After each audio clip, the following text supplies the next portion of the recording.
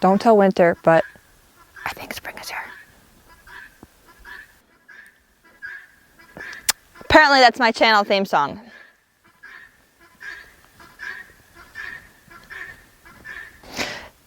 Anyways, spring is here, which means shedding season is here, which means spring fever is here, which means we need to go back to basics with our horses. A couple weeks ago, I did a video on, was it 4 things? 4 things to practice while you're trail riding. And today, I'm going to take Blaze out for a walk. And I figured I'd bring you guys along and kind of talk over my process while I'm doing it, like I have a process. Basically, I just show what I do when I'm dealing with spring fever, a nervous horse, taking him out for the first time in the spring. I've only taken Blaze out a couple times this winter for a couple walks, so I'm expecting her to be a little bit uptight and nervous. I'm expecting to have to work through some nerves and help her chill out, find her inner peace kind of thing.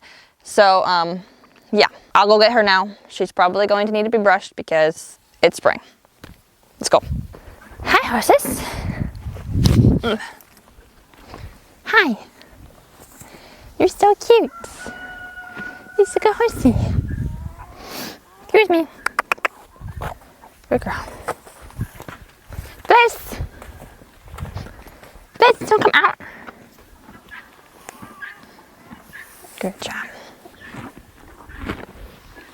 Go, Kina. Go in. There, girl.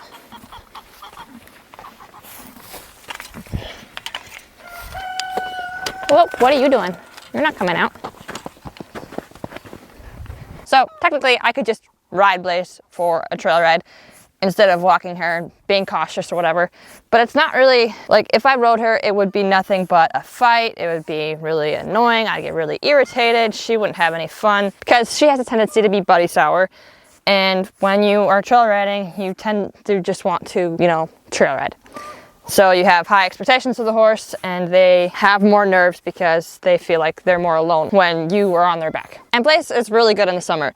She's come a really long way. I feel like I'm finally building a relationship with her. She really had a bunch of walls around her when we first got her. Before we got her, she bounced around to a bunch of different owners and was very disconnected to people, very buddy sour, and had a lot of pent-up nerves and stress whenever you try to remove her from her herd. So I feel like there was a reason she kept bouncing around from owners and why we got her for free. When I first started working with her, I was extremely frustrated every single time, to the point of every session ending in tears and feeling super defeated and super mad at her for some reason, feeling bad about myself, about my training methods. She would get super nervous, plant her feet, her head would go straight up, super spooky. One of her things when she gets nervous is that she gets teary-eyed and she gets tears running down her face when she gets nervous.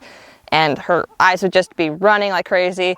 She would be snorting, whinnying constantly to the herd, and it was super frustrating. And every single time I took her out, it was like we started over. There was no progress made ever, and I felt really defeated. She had a really small comfort bubble, and as soon as you took her out of that bubble, she would start adding up and piling up her nerves. But every time I took her out, I feel like I needed to make a breakthrough. So I wanted to have a destination. I wanted to walk to somewhere. I wanted to pick somewhere to go and do something. I had an expectation of what I wanted to achieve in order to feel like I accomplished something, because I wanted to have a landmark, a check mark of something that I did right that we would be able to do again next time because we achieved it. And it would never work that way. I felt like if I just had really low expectations, didn't ask much of her, and we just went for a walk, that would be really easy. She could eat a lot of grass and she'd be okay. But what I wasn't thinking about was a low expectation walk for me was, for her, you had to go through the orchard, the garden, the backyard, the farmyard, the driveway, finally to get to the road before you even start the walk that I was thinking about. And so I wanted to rush through all of these areas. My destination would be to the driveway. We could work there, get rid of some of her nerves, and then walk to the stop sign and back, which is like a quarter mile or half a mile there and back. But when I started to break it down and realize how small her bubble was, she would be okay in the orchard. She would start feeling a little bit nervous, her eyes would start dripping, and she'd start breathing heavier. And as soon as we made it into the garden, she'd start spooking a little bit more planting her feet and being a little bit more difficult and harder to connect to. And then once you get to the backyard, suddenly there was a lot more stimulation going on there. You know, we have a lot of activities around our house, so things that would trigger her, and she would be really distracted from me, and I suddenly wouldn't be able to get to her at all. And then to the farmyard and to the driveway, and it was all just piling up, and she had so much built up that like I would try to start moving her feet to try to chill her out. And if she spooked around me, I would feel unsafe because she was spooking around me, and I felt like, you know, insecure that she could run into me potentially and wasn't really paying attention to me. So I would punish her for spooking, basically punish her for being afraid, which now when I look back at it, it was a very poor training mindset. One of the things that I struggled with and I thought was my problem was that once I got to the driveway and tried to work with her, she would freeze up and plant her feet, and I could not get her to back up to save my life. I felt so defeated that I could not get her to back up, and I thought that was my problem, that she was just being stubborn and trying to out-stubborn me, so I had to out-stubborn her and get her to move her feet to back up, when really her mind was still in the horse pen and there was so much stimulation going around her. She couldn't even think about me or what I was asking her, and she felt insecure in herself and in me, and planting her feet felt more safe to her than moving them. So because I had this backing up issue, I searched all over the internet trying to find help and different YouTube videos and different trainers, trying to find a trick or a method, and I came across Warwick's Driller, which really sent me down a rabbit hole. Was it like 7 years ago now, maybe even 8, that I discovered this, and ever since then I've still been learning more. I went to one of his clinics in Minnesota, but I realized that I really need to break it down, and the problem that I thought was the problem wasn't actually the problem. The problem was pretty much me, and so I needed to break it down, and I needed to start, well, for one, in her pen, where she felt comfortable, to start building up some tools to help her relax. So I started working on the crab walk and other things in the pen that I would be able to move her feet there and stuff. And the backing up method that I discovered from Warwick's Driller really helped, where you're not actually focusing on the backup, but more of the getting your horse to think backwards instead of stepping backwards. So after we did a lot of this in her pen in the arena, I started to try to make her bubble a bit bigger and start doing these things in the orchard. And as soon as I started noticing signs of stress in her, like her eyes watering, her breathing heavier, her planting her feet, I would start doing these relaxing games that I've talked about before, the crab walk and backing up, relaxing and getting her to lick and chew, allowing her to just take her time and really listen to her stress cues, so I knew when to stop asking her to keep going forward and whatever. And eventually I was able to expand her bubble from the orchard to the garden to the backyard and finally to the road. So all of those steps was a huge breakthrough for her, expanding her bubble, being able to walk from the orchard, the garden, the backyard without having to stop and work and get through her nerves and stress, her eyes watering and sweating, whatever. Being able to get to the backyard and put her saddle on without massive spooks and reactions and stuff was a huge breakthrough. And as soon as we go back to it the next day, we start back at level 1 and we feel out for where her bubble ends and where her stress levels start to build up, and breaking those things down. And it wasn't a miraculous change overnight. It wasn't like I suddenly figured out the answer and was able to make her a great horse. It was still a lot of stress and work and effort and doubt. And I'm sure I messed up a lot along the way, but being able to have her lick and chew and have her head come down and engage with me after her being stressed was a huge thing. Because before, when she was stressed, she would never be uptight and nervous and then have that relaxed moment where she lick and chewed and came back to me. She would be stressed and then she would drop her head down to graze and then probably spook or something or startle or whinny. Her mind was still with the other horses and was never aware or interested in me. So when she would get uptight and nervous, but eventually be able to come back down, lick and chew, and interact with me by turning her head into me and checking me out, was a breakthrough in its own way. And her backup got so much better, which is something you don't see over time. Like, you kind of take it for granted because you kind of forget how bad it used to be. But when I remember how I felt when I was trying to get her to back up and how frustrated it was and how poor my training was becoming because I was letting my emotions get in the way, I'm so grateful that we are past that point and that we've learned our lesson. That lesson didn't teach her anything, it taught me a lot though. Blaze has gotten so much better, especially in the summer when I do a lot with her. I don't do much in the winter because I don't like the cold. The only place to walk is the road, and it kind of scares me because it's icy and the banks are big and whatever. But right now is usually when I start making her bubble bigger again and getting her more comfortable with being out.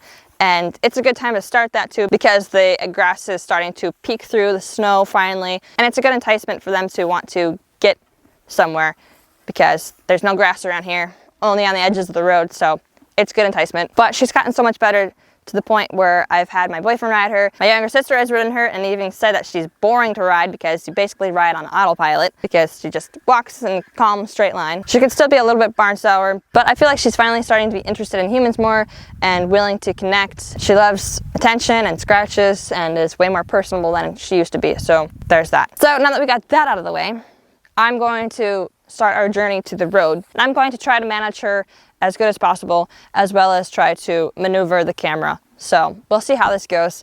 Sometimes having to work around the camera and walk back and forth to change camera angles and stuff can be helpful for the horse, because it's training them that you don't just have to go one way, force them to go one way. You can walk back and forth, and there's no like this way, only this way.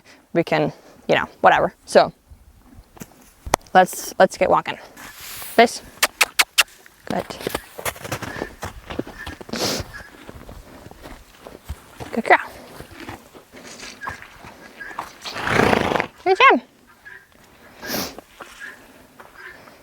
We already found some grass. This is good. It's a good start. Good job. We gotta go back and get the camera. Want to kind of refresh her on some of our tools, so I know that we got those in the back pocket.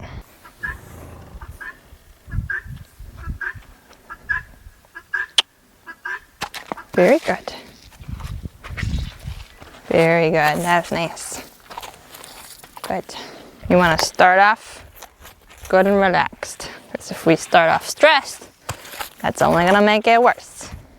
Very good. Yes, very good. Back up. Back up. Back up. Good. Good job. I can tell she's holding on to a bit of stress, and it's starting to build up because she's not licking and chewing. She's bringing it a little bit heavy. There you go. Yeah.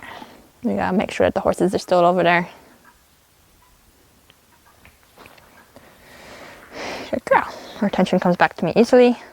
I think we can move on. Okay? Very good. Very good.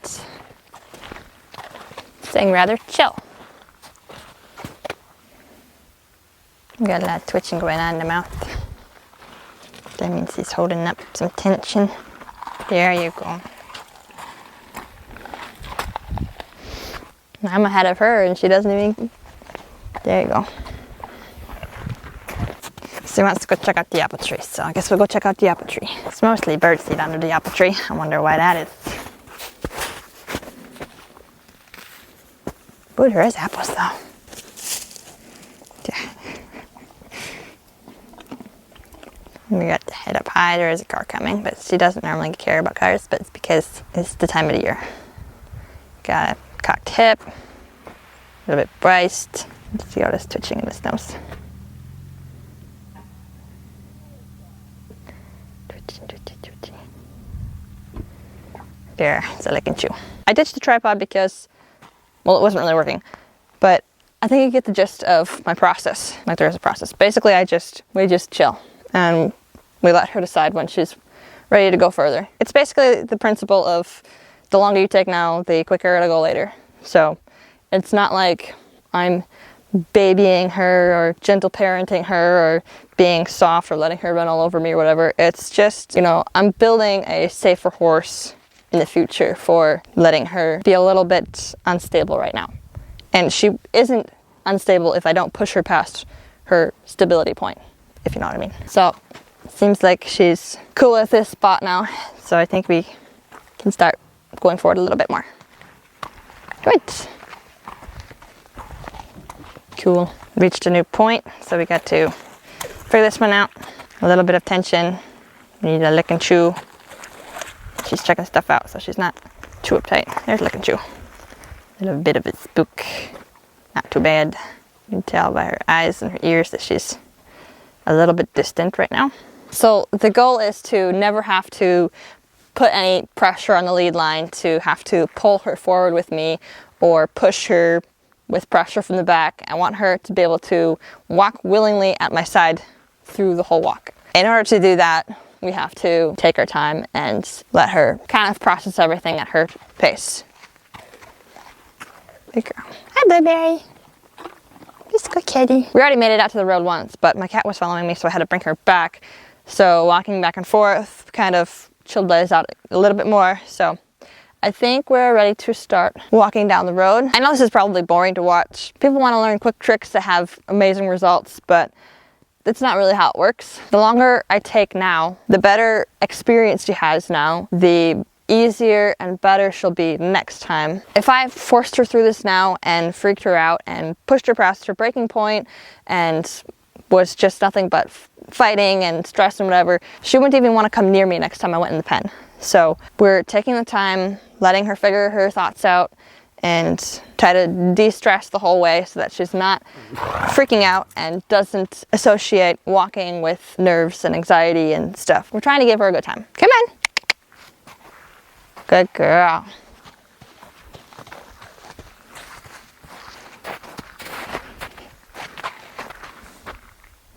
So she's practically leading me now, a little bit energetic. We had a little bit of a moment. She was just getting hyper and a little bit barn sour and wasn't like nervous, but she just wanted to turn around. So she was getting a little bit spunky, and every time she would try to weave for the, the snowbank to try to cut back around, I would turn around and go the other direction, which would make her really mad because she wanted to like catch up to me because I was going home in that direction. So every time she would try to duck into the snowbank to try to, turn around or whatever, I would turn around and walk home. And so she would have to quickly turn around and run to catch up with me, which kind of excited her a little bit. So we played some games and did some bending and a little bit of lunging just because she wanted to run. And so I was just having her run around me a little bit. We've reached the stop sign. So one of the things I said I like to do when I'm trail riding or walking or whatever is to, she's still going, is to go. And I did that earlier and it totally worked on her. You feel like when you're working with a little bit of a stressed horse, you kind of build up some of that stress too. You end up building up a little stress in your chest, kind of tension that you don't realize you're holding on to. And so when you go and kind of feel your energy drop, they do the same thing. A little something I like to do while we're walking home, usually if she gets a little fast and ahead of me, I'll practice on our brakes and I'll just stop. Good girl. Yes, my sweater's on your back. And sometimes I'll have her back up just to, good job. Just to ensure there's brakes there. And then we walk.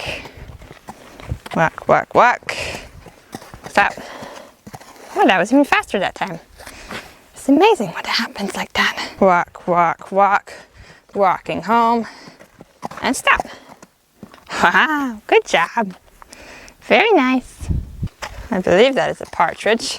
They look innocent, but they kind of scare me sometimes. They can be aggressive if they have babies. Oh, now Blaze sees it.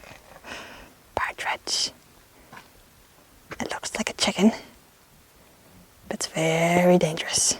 Very dangerous, and it's taking forever to cross the road. Holy smokes. Okay, I don't really want to pass this thing. It might fly at me. Blaze, Blaze, Blaze. Why? Blaze. Okay, you're scared it away. Good job. Made it back to the finish line. It definitely was not a perfect walk, but I was not expecting perfect, and if I was, I would have set out to be disappointed. I can't expect myself to handle every situation perfectly or know exactly what to do every time. I'll probably walk her and do that a couple more times before riding her, just to make sure we have a good foundation and make sure that everything is solid and we're not anxious to come home and I don't have to fight with her the whole time while I'm on her back, because it's a lot easier to calm her down and have a safer situation when I'm on the ground. But yeah, that's basically it. I don't know if you learned anything from this. this was probably boring for you, and I apologize, but that's kind of the process. Not everything is super entertaining and interesting and fast-paced, so that's just the reality. And so yeah, patience is key. But that's it for this video, guys. I hope you guys enjoyed this video. If you did, give a big like and subscribe. You can go to follow me on Instagram and TikTok, and I'll see you guys next week Sunday. Bye.